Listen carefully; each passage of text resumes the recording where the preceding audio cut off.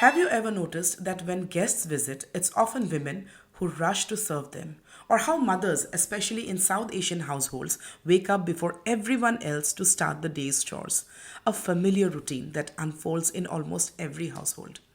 These patterns are not random, they are structured by history, culture, and power. Every morning across countless homes, women wake up first. They prepare breakfast, get children ready, clean, plan the day ahead, all before stepping out for their jobs or, in many cases, before their day of unpaid labor at home officially begins. And the home is deeply political. Think of this: who gets to rest after a long day? Who is expected to cook, clean, and care for children and elders? These everyday decisions shape power relations in fundamental ways. Today, we are talking about a kind of work that holds the world together, but is rarely seen as work at all. It doesn't come with a salary, a title, and mostly without gratitude, but it shapes lives, builds families, sustains communities. We are talking about care work.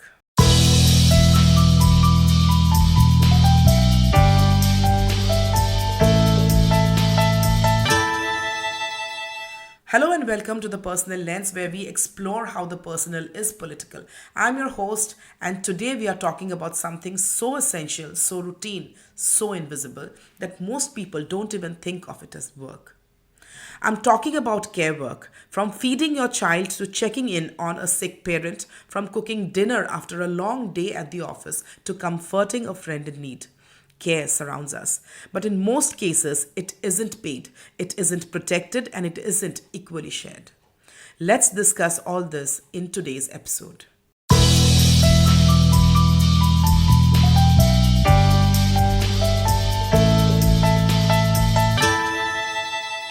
How many times have we heard someone say, "Oh, she doesn't work, she's just a housewife"? Just? Let's break that down. Cleaning, cooking, childcare, elder care, emotional support, grocery management, planning festivals, hosting relatives, and do not forget being the family's designated therapist. All of this is unpaid labor. If we tried to hire people to do all of that, it would cost lakhs. But when it's done out of love, usually by a woman, it's suddenly not real work. This isn't about helping out at home. This is about deeply embedded gender roles that frame women as the default caregivers and men as the ones with careers, dreams, and salaries.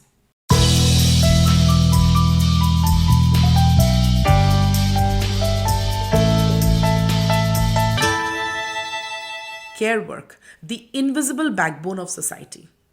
So let's talk about care work, defined as labor that involves caregiving, whether for children, the elderly, or even emotional support. It is largely unpaid and undervalued. In India, a report by Oxfam found that urban women perform 312 minutes of unpaid care work per day compared to urban men's 29 minutes, while rural women spend 291 minutes versus rural men's 32 minutes. And that's a huge disparity. And it's not just a personal preference, it's political.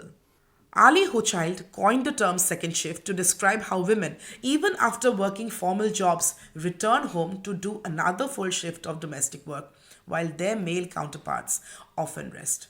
Think about it. If a husband comes home from the office, he's tired. But when his wife comes home and makes chai, she's loving. See the problem?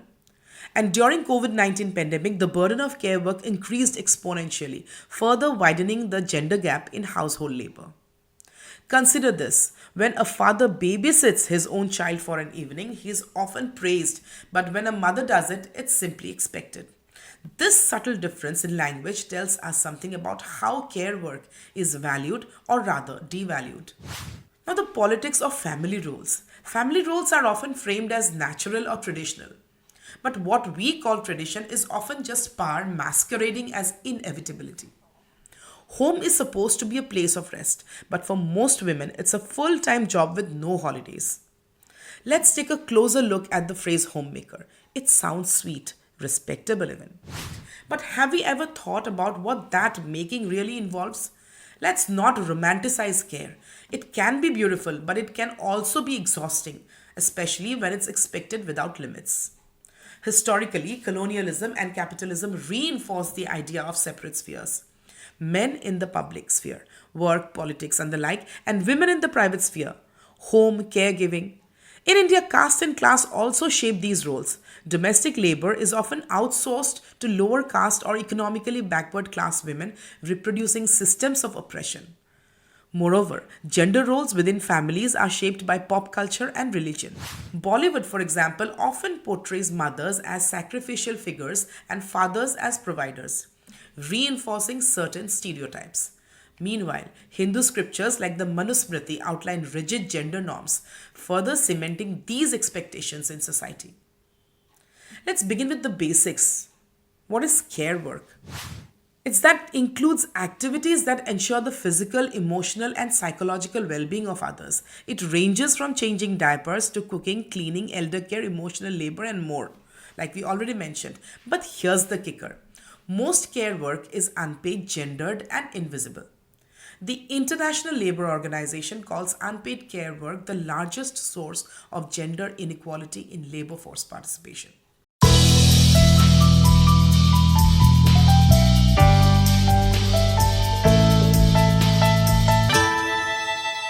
Now let's talk about emotional labor. Ali Hochschild coined the term to describe the effort of managing emotions as part of job. For instance, a flight attendant smiling at an angry passenger. But in daily life, women are expected to be the peacemakers, the listeners, the emotional glue. Ask yourself, who organizes the birthday gifts in your friend group? Who makes sure the family doesn't fall apart during a crisis? The expectation that women must be nurturing isn't natural. From dolls and kitchen sets to films that glorify self sacrificing mothers, femininity is conditioned through care. The COVID 19 pandemic ripped the veil of care work. Women shouldered a disproportionate share of domestic work during lockdowns, often while juggling remote jobs. UN Women called it a shadow pandemic of unpaid labor. Schools closed, elder care facilities shut down, state support was minimal. Who picked up the slack? Women. And particularly women from marginalized communities. So here's a radical idea. What if care work was paid? The Organization for Economic Cooperation and Development, OECD, in the International Labour Organization estimates that if unpaid care work were valued at market rates, it would contribute up to 40% of GDP in some countries. But because it's mostly done by women, it is not seen as economically productive. This devaluation is not a glitch, it's a design. Feminist economist Sylvia Federici argued that capitalism thrives by extracting unpaid labor at home to support the paid labor force. In her words, they call it love, we call it unpaid labor.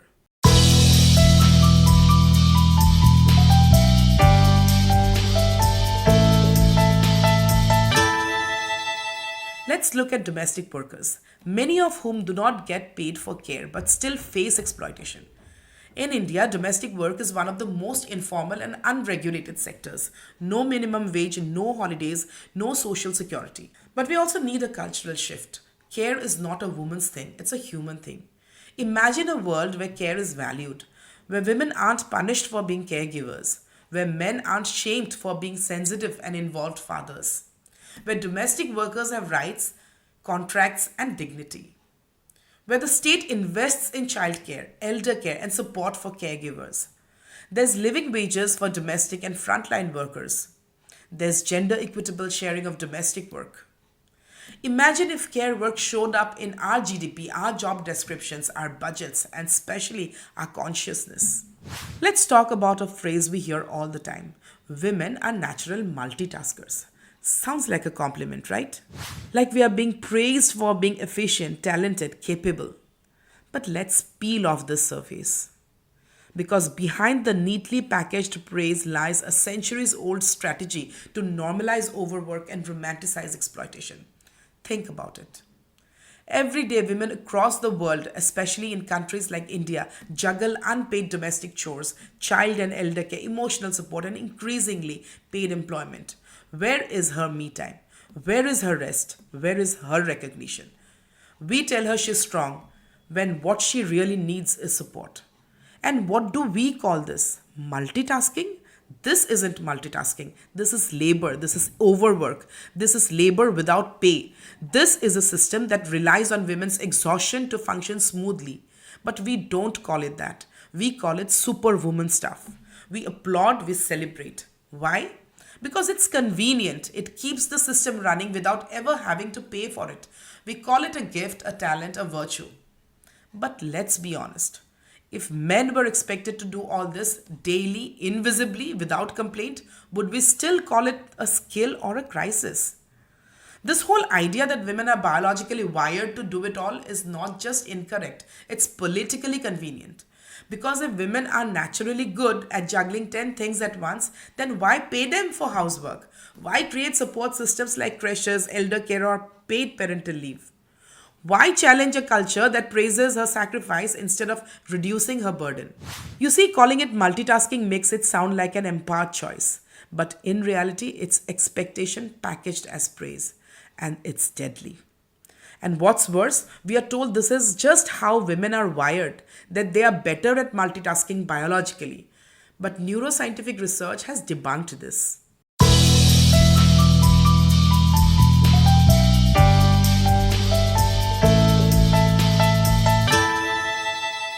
In short, women aren't born multitaskers. They are socialized and expected to become them. And calling it a superpower is a clever way of masking exploitation as empowerment. And what's truly disempowering?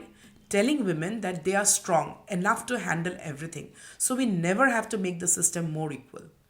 We hear, you're so good at multitasking instead of why aren't the men in your home sharing the load? We celebrate the superwoman instead of creating super systems that support her. It's not a compliment, it's a coping mechanism wrapped in cultural reverence. What we need instead, not praise, shared domestic responsibilities, state supported care, infrastructure, policies like paid parental leave, universal child care, and care credits. A radical shift in mindset from she's doing it all to why is she expected to? Let's stop treating multitasking as a miracle and start seeing it for what it really is, a warning signal. And this glorification of women as multitaskers doesn't just overwork mothers, it quietly shapes the next generation.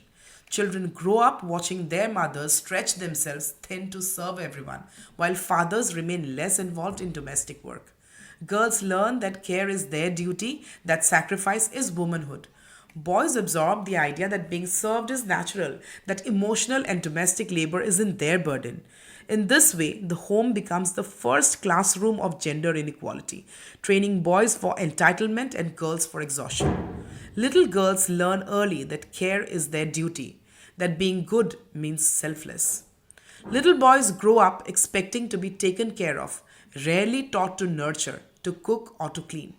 And that's how gender socialization happens. Not through lectures or textbooks, but through the daily choreography of home life.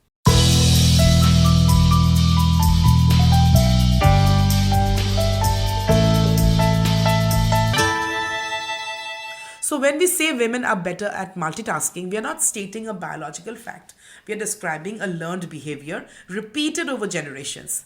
This isn't nature, it's nurture, soaked in patriarchy, a system that trains boys for entitlement and girls for endurance, and then calls it destiny. The myth of multitasking superwoman isn't admiration, it's a trap. It glorifies burnout, it hides inequality. It masks a system that depends on women's unpaid, unacknowledged, and undervalued labor to function every single day. We don't need praise, we need parity. Because the truth is, care work is the real infrastructure. It's what keeps the world running. So, next time someone says she doesn't work, pause.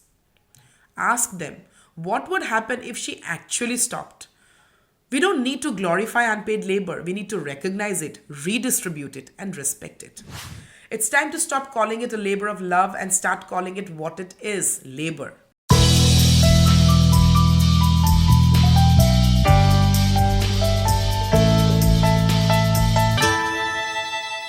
Thanks for listening to The Personal Lens. If today's episode moved you, made you rethink your home, your relationship, or your own work, share it. Start a conversation. If you have any thoughts to share or comment to make, do write to me at the email provided in the description. Do not forget to like, subscribe, and share for more on the personal lens. And until next time, this is me reminding you that the personal is political. Stay curious, critical, and stay engaged. And keep looking through the personal lens.